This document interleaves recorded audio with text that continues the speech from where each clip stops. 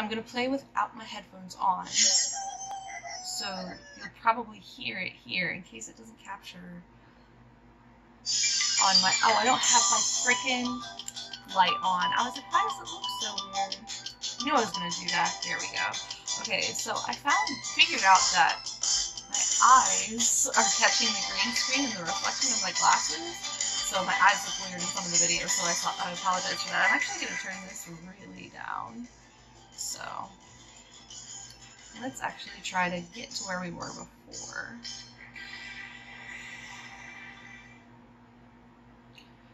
Maybe without the headphones will be good this time. We're going to load game, and I'm going to try to get to where I was, in case it's not where I thought it was supposed to be this time. There's still, it looks like we're only about halfway through the game, so I'm going to try to get as far as I can today. You awake on day 2 and attempt to process the wild visions you had. Were they memories or premonitions? You lie in bed and stare at the ceiling, thinking about the secret you discovered while tasting Colonel Sanders' cooking yesterday. You can't believe he really used redacted. And then there was the secret ingredient that Colonel Sanders went ahead and told you outright. How much of a secret, huh? It's probably just because he already trusts you so much. Sure, that makes sense. Let's go with that. You meet up with your bestie in front of the school. Before you can tell her about the encounter with the spork monster, she launches into a story of her own. Okay, I know this might sound a little strange, but I think I might be, I think I might like Pop. Okay. Like him? Like? I know, it sounds like it's moving too fast. There's something about him. I like him. Like him. We got to talking after class, and he's actually a totally sweet guy. Not only that, but he's really smart. He told me all kinds of stories about Colonel Sanders. Did you know that Colonel Sanders enlisted in the army when he was only 3? What? Not only that, but he founded a special unit of super soldiers who all wear the same hats just because he put a hat on one time and thought it looked cool. But Colonel Sanders doesn't even wear a hat. He wears a ribbon tie. Either way, maybe it'd be best if you took it slow with this new boy. Like I am with Colonel Sanders. I said I was taking it slow, but like, literally right after we met, I was like, let's tell him how we feel. Okay, so that's slow for this person, I guess. You and Colonel Sanders, the coolest guy in school, the most famous student to ever attend the University of Cooking School Academy for Learning, you're a thing now? Look at her doubt. Look at the doubt in her face. We definitely connected yesterday. Ahaha, you sure did. You're great. Why wouldn't he be into you, I guess? She sounds like she's getting a little, grumpy with us. Probably because we've been ignoring her for the, Colonel, huh? Laughing at the implication that you and Colonel Sanders might be a thing is definitely not cool. You are great. You have an idea about how to prove that your love is real. Well, if he's not into me, why did he tell me one of his secret ingredients? However, you don't tell her that you know a second ingredient too, which you discovered on your own. Your bestie's eyes light up. A secret ingredient? Yeah, I just said that. A secret ingredient. Is there a dramatic echo in here? Oh, I'm being real mean to her, huh? Miriam checks to make sure you're alone before continuing.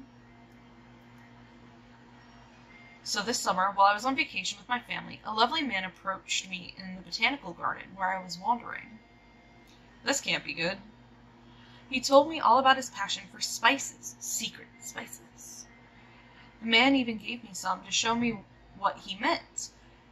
So some random stranger came up to you and was like, here's some herbs, take them. I would be a little wary of that person. He said it was a powder created from super duper rare dried flower petals. Flower petals, sure. Is that what we're calling it now? And that if I did him a big favor, I could have some of my own. Please, Miriam, don't tell me. So I filled my suitcase with them and brought them home.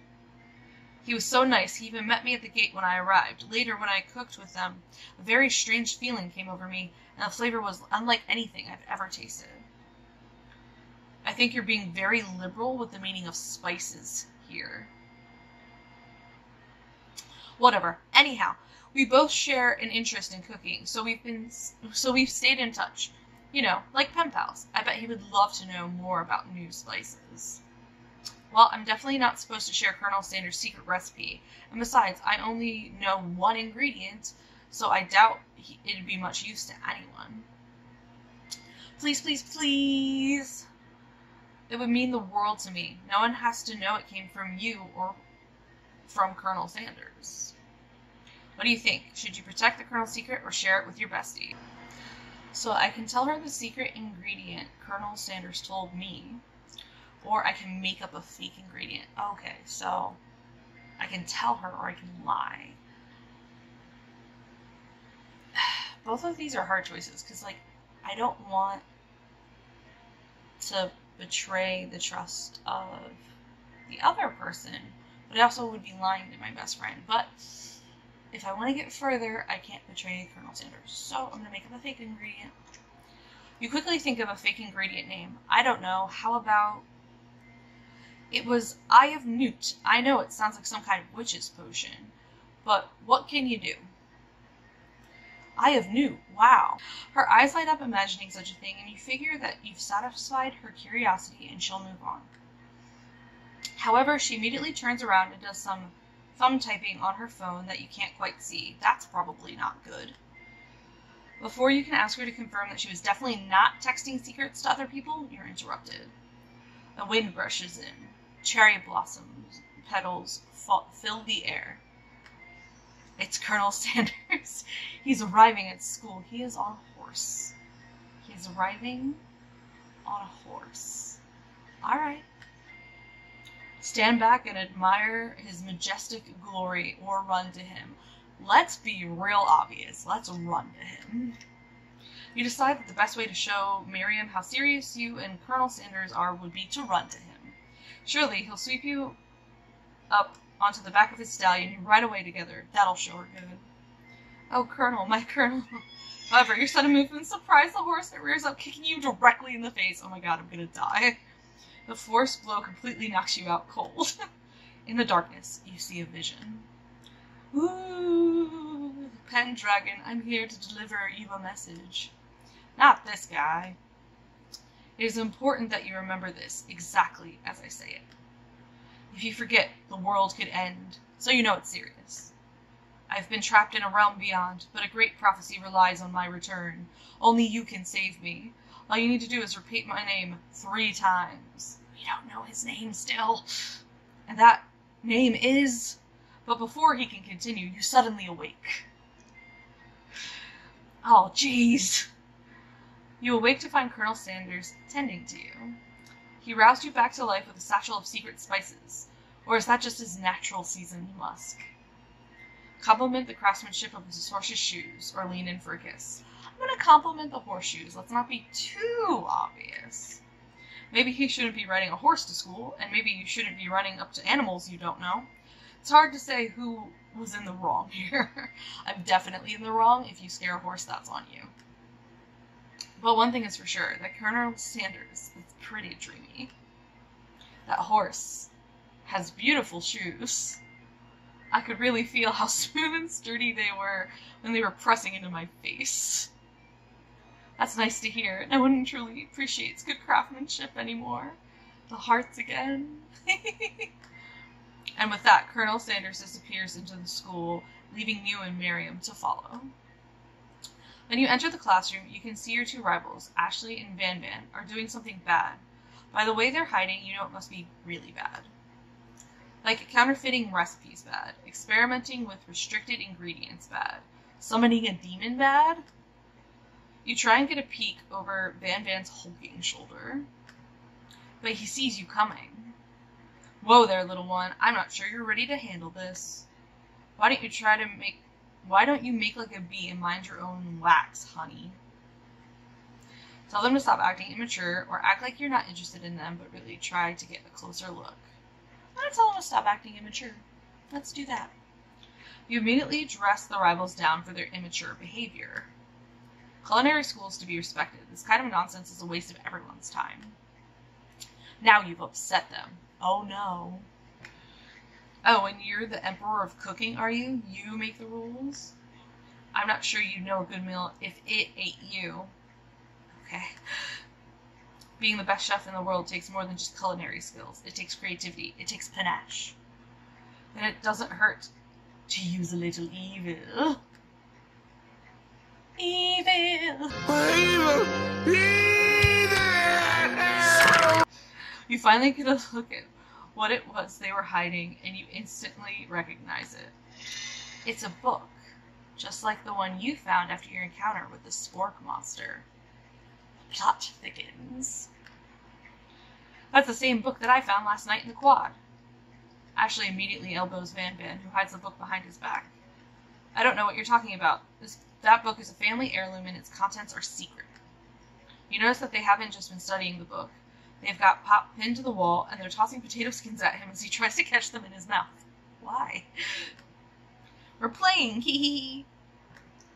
Before you can dig in any further, you're interrupted by the arrival of more students. It's almost time for class. Beep beep. Clank must be running late. He's in such a hurry that he rolls right over Van Van's meaty foot. Hey, watch it, you bucket of bolts. You watch how you talk to him. He didn't do anything. Bzzz, womp. Who do you think you're talking to? I've never heard such language, not even from a stand mixer. Womp womp. No, your mother was a stand mixer. Werbs.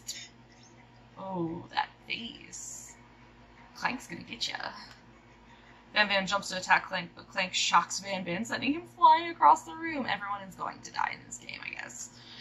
Protect me, Colonel Sanders. These crazed men are about to come to blows. I think it must be over me, but I'm not interested in either of them. That face.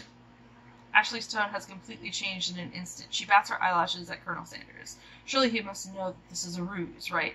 He's got the staff. He doesn't know. Gentlemen, get a hold of yourselves. Save it for the arena at least. Or don't. Honestly, what do I care? I've got lofty career aspirations to focus on. Maybe I can help you with your business plan. Just then, Sprinkles arrives to signal the start of the class of the day. He's panting, which doesn't seem abnormal. He's a professor, but he's also a dog. Students, please take your seats. I apologize for my late arrival. I spent the morning chasing a car all around town, and my tiny legs are very, very tired. But I'm here now, and I hope you're ready to learn. Rub his furry dog belly. He loves it. Sprinkles stops in his tracks and sniffs the air around you. Something has him in a trance. Is a scent left on you from Colonel Sanders? He left his scent on us? Okay. Sprinkles jumps on you and licks your face. Down, boy. Auf Toppen. Speaking German? That command shouted by Colonel Sanders has snapped Sprinkles out of his trance. I wonder what's up with that. Sorry, I got a little carried away. After he catches his breath, Sprinkles regains control of the classroom. Without further ado, we'll review the global history of my favorite fowl, the chicken. Also my favorite fowl. Also making me want chicken real bad. Yeah. You want to pay attention to the lesson. Truly, you do. Which is why, in 1776, after signing the Declaration of Independence, it was a chicken who first signed their name. But you can't help but daydream about Colonel Sanders, and you miss most of the important parts. A chicken signed something during the Declaration of Independence. Alright. When you come to Sparkles, almost said Sparkles, Sprinkles is holding a tray of food in front of you. Well, Pendragon, naturally this appears to be a sample platter. Which item do you want to sample? A glass of water, a shimmering pepper, or a dog biscuit?